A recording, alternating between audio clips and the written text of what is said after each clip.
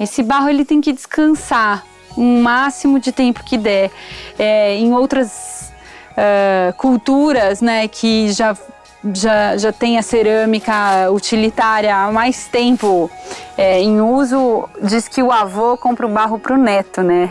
Aqui a gente não chega tanto, mas eu procuro deixar o barro descansar o máximo que eu posso antes de começar a trabalhar ele, porque ele melhora muito em termos de plasticidade e resistência depois.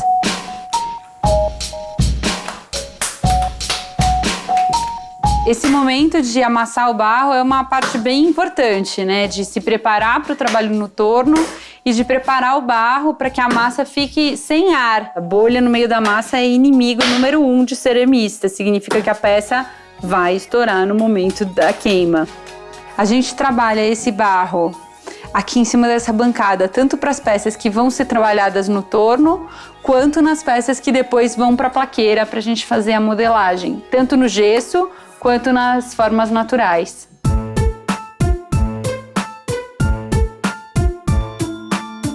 Eu comecei a fazer cerâmica na Itália, depois de um período trabalhando com administração no mercado financeiro. Fui para a Itália, era para ser um sabático para descobrir o que eu queria fazer da vida. Conheci uma chefe lá e descobri a cerâmica lá. A cerâmica entrou para minha vida como se fosse uma cachaça, uma coisa que eu sabia que eu ia fazer, até que eu não ia conseguir me livrar dela.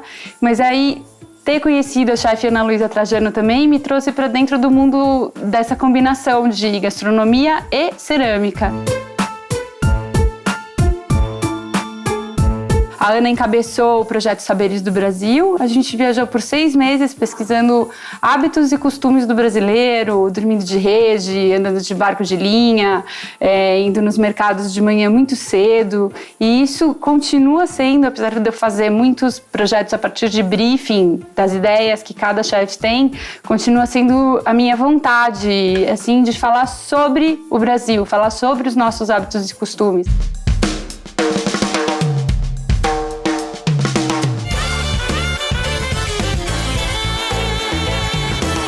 Aqui a Zê tá pegando uma placa e vai acomodar ela dentro da forma de gesso.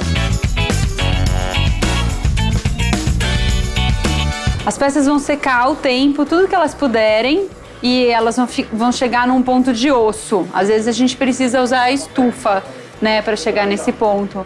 Quando as peças estão em ponto de osso, elas vão entrar dentro do forno para a primeira queima. Primeira queima é ambiente de oxidação 1000 graus. Essas peças agora estão saindo dessa queima e vão preparar para receber a máscara de parafina e o esmalte para poderem entrar na segunda queima redutora 1300 graus.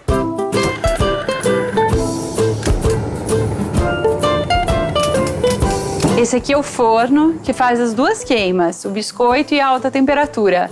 Ele tá sempre quentinho, ele se mantém morninho. Resfriou, a gente já tá montando uma outra fornada.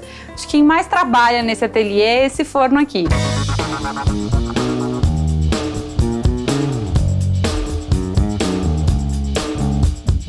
Eu tenho que começar o trabalho já pensando no fim, né?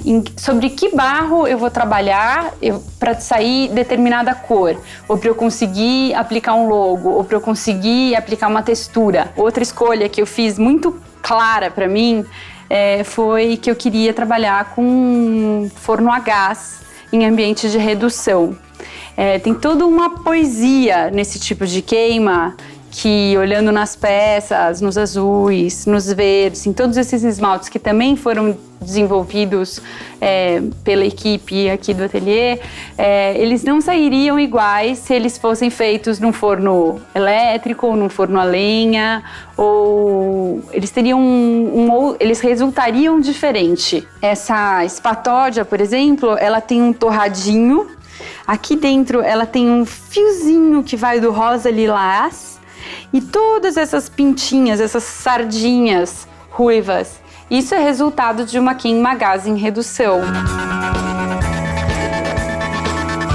Esse é um verde, por exemplo, de ferro, né? A gente pode extrair o verde do cromo, o verde do ferro. Essas lágrimas também são coisas que a gente não controla exatamente, mas a gente torce para que elas apareçam, né?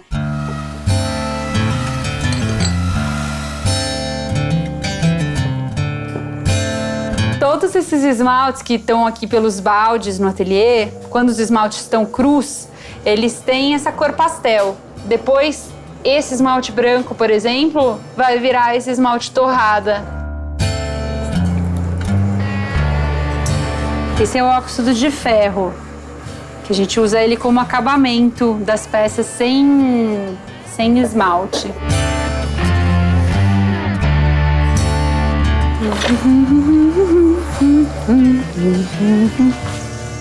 Elas encaixam na mão depois que elas ficam feitas, porque elas são feitas, né, pela mão, elas são deformadas, né, pela mão. Por isso que elas ficam gostosas de segurar depois.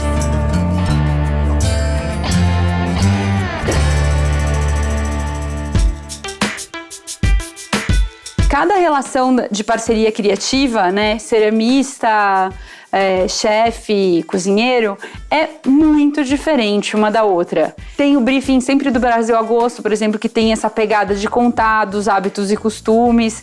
Então, vamos dizer, as marmitas e as moringas foram das primeiras peças que a gente desenvolveu no ateliê. O Jefferson Rueda, por exemplo, que tem uma proposta, né, da roça, do interior de São Paulo e tal, a gente trouxe essa coisa de deixar o barro à mostra, mostrar que é uma queima redutora, mostrar essa contaminação com ferro.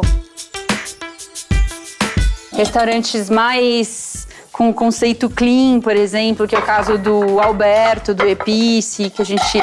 Tigelas são tigelas, pratos são pratos, e é em cima disso que ele vai servir todo o repertório dele gastronômico. Peças mais fortes e para uma lida mais de todo dia, mas que também não deixa de contar a história, como essas travessas do Mocotó, do Rodrigo. Renata Vanzetto, cheia das ideias, cada semana, cada 10 dias, ela tem um briefing diferente de alguma coisa que ela quer servir, tem muito a ver com também o peixe da estação, o que ela consegue trazer de ilhabela. Esse foi o último prato que eu entreguei para ela. E ali o esquema do restaurante é muito pequeno, que dá essa flexibilidade, né, de ter meia dúzia de cada prato, de cores diferentes, e dela mesma conseguir administrar isso na hora de soltar os pratos da cozinha para o salão.